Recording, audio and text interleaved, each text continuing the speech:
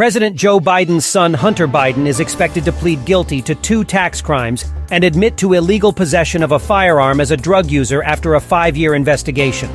U.S. attorneys in Delaware have filed documents showing a settlement has been reached. He is expected to agree to medication and monitoring. The terms of the agreement should prevent him from going to jail. In theory, he still faces up to a year in prison on each of the tax charges and 10 years on the firearms charge, the Justice Department said in a statement. The proposed deal must be approved by the case judge, who will also determine the sentencing. It is unclear when Hunter Biden will plead guilty to the tax charges. His attorney, Chris Clark, said in a statement that he will plead guilty to the felony under a pre-trial transfer agreement that is different from the plea agreement.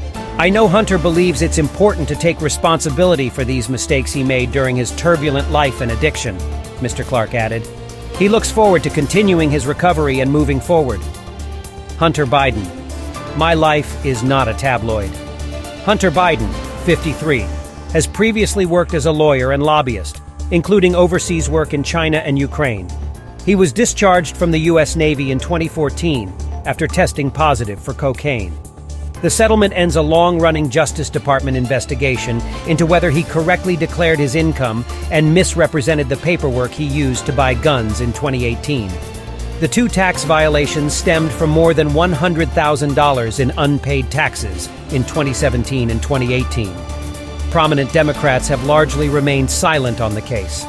David Brock, a former right-wing investigative reporter, said in a statement that the case should now be considered closed because Hunter will not be charged with any baseless and quirky question the winger faces the media has. Smeared him for years. The White House also said in a brief statement that Joe Biden and First Lady Jill Biden love their son and support him in rebuilding his life. We will not comment further. While the young Biden described a difficult life and a lot of drug addiction, he has long denied involvement in any illegal activity. In a statement at the time, he said he believes that a professional and objective review of these matters will show that I have managed my affairs lawfully and fairly, with the assistance of a professional accountant in this process. The Justice Department statement said the